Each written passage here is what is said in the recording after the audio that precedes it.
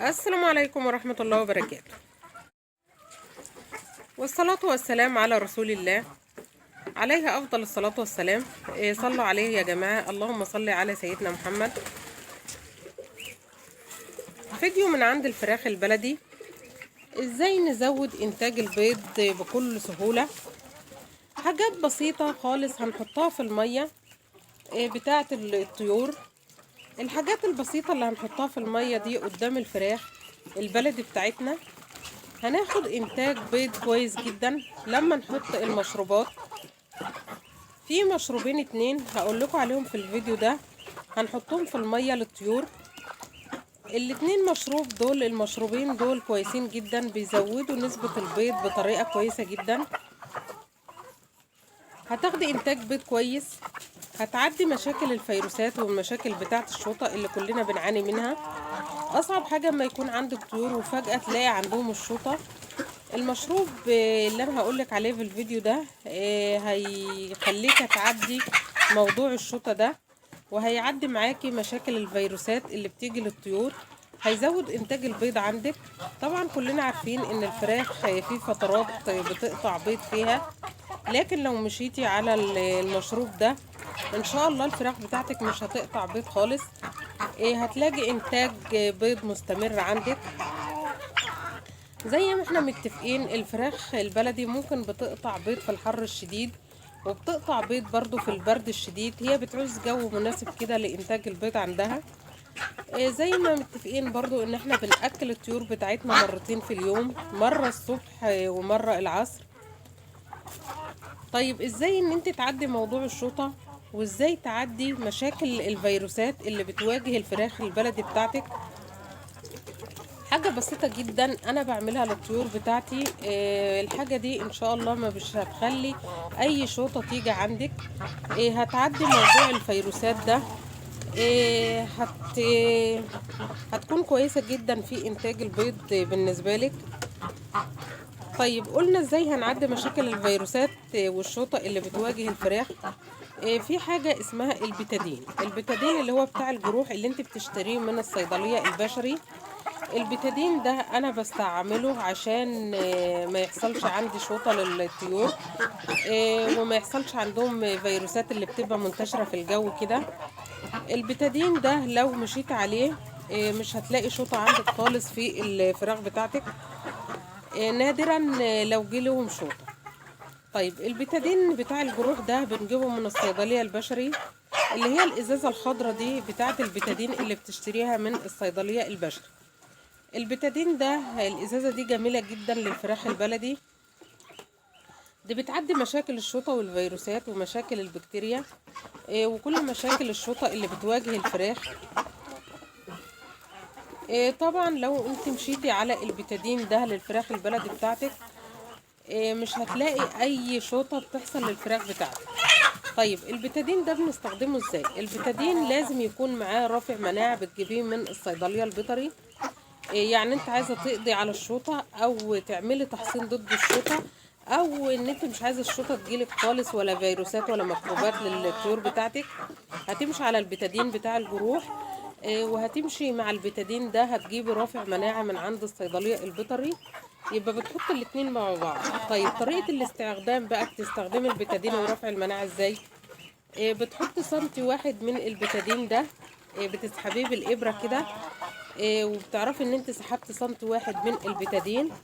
بتحطيه على لتر مية، وبتحطي مع البيتادين ده برضو سنتي من رافع المناعة ده، بتحطيهم الاتنين.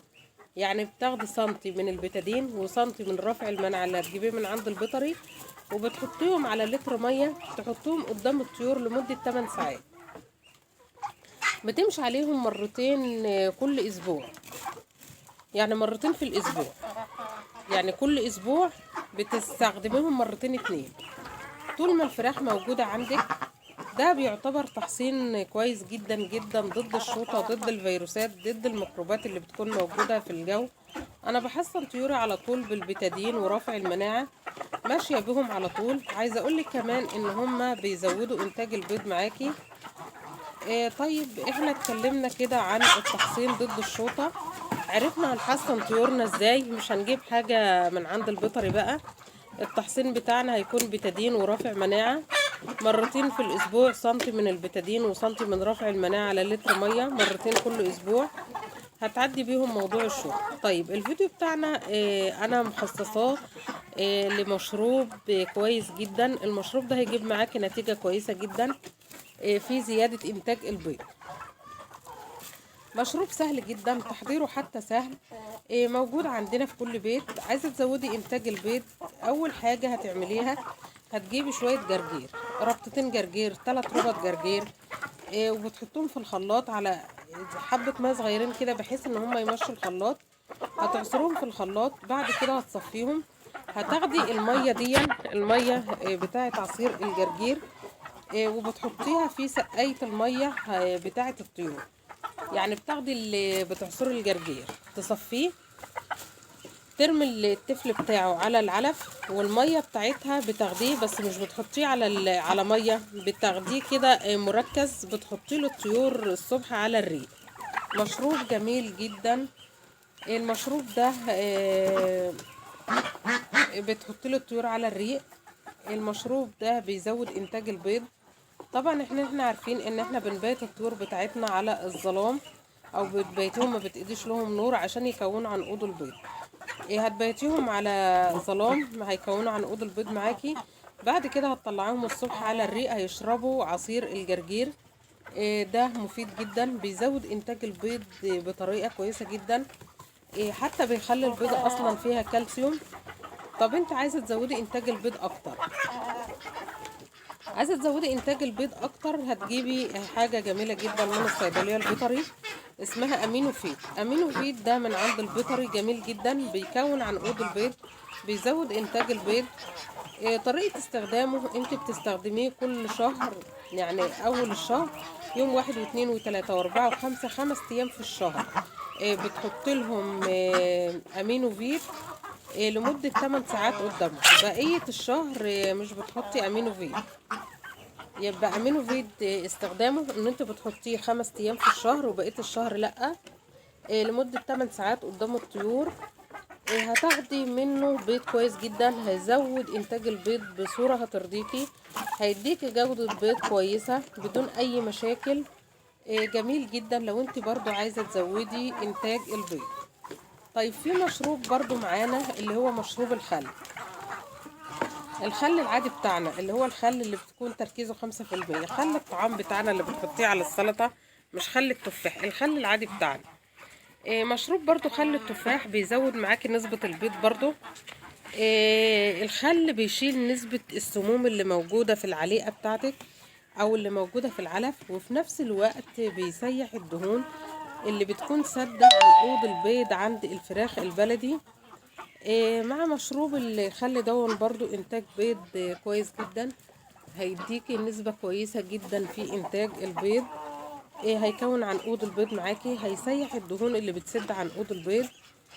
طيب طريقة استخدامه، بتاخدي منه 5 سنتي ل7 سنتي، ما تزوديش عن كده. تاخدي من الخل العادي، خل الطعام بتاعنا اللي هو تركيزه 5%، بتاخدي منه من 5 سنتي ل7 سنتي على لتر مية، مش اكتر من كده. لان انت لو كترتي عن نسبة 5 سنتي او 7 سنتي على اللتر مية، ده هيجيب نتيجة عكسية. لو زودت الخل هيهري الكبدة اللي موجودة في الفراخ. زي ما قلنا برضو في فيديوهات قبل كده ان الخضرة هي روح الفراخ، الجرجير، الكرات، البقدونس، الحاجات دي كلها على الريق برضو بتزود انتاج البيض. يبقى احنا اختصار الفيديو بتاعنا ان في مشروبين كويسين جدا بيزودوا انتاج البيض، مشروب الجرجير ومشروب الخل.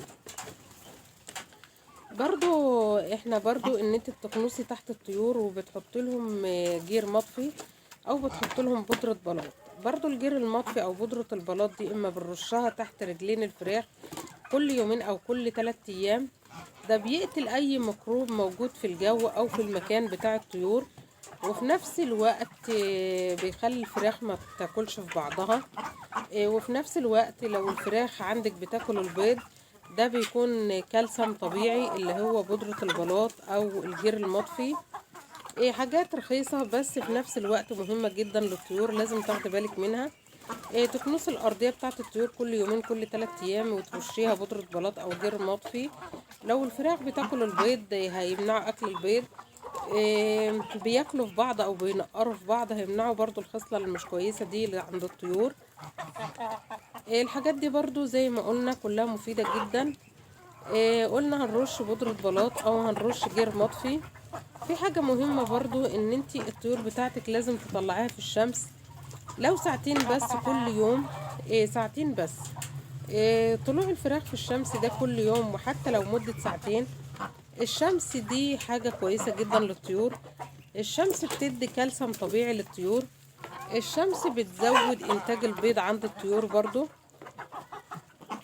الشمس برضو بتقاوم الفيروسات اللي موجودة في الجو. ما بتخليش يجيلهم شوطة، اللي هي الشوطة اللي بتيجي للفراخ البلدي. برضو في حاجة مهمة اقول لكم عليها، لو انت بتأكلي الفراخ بتاعتك علف بياض يبقى لازم برضو ان انت تنزلي مضاد سموم. مضاد السموم ده لازم تنزليه لو انت بتأكلي علف بياض، لان العلف البياض بيكون فيه نسبة سموم برضو جامدة. عشان كده احنا بنحط للطيور بتاعتنا مضاد سموم مرتين كل اسبوع. مشروب الجرجير ده لو مشيت عليه هتلاقي انتاج بيض كويس جدا. مشروب الخل برضو لو في مشاكل عند الفراخ بتاعتك، زي عندهم دهون او كده، الخل برضو بيقتل الميكروبات اللي بتبقى موجودة في بطن الطيور. مشروب الخل مشروب جميل جدا.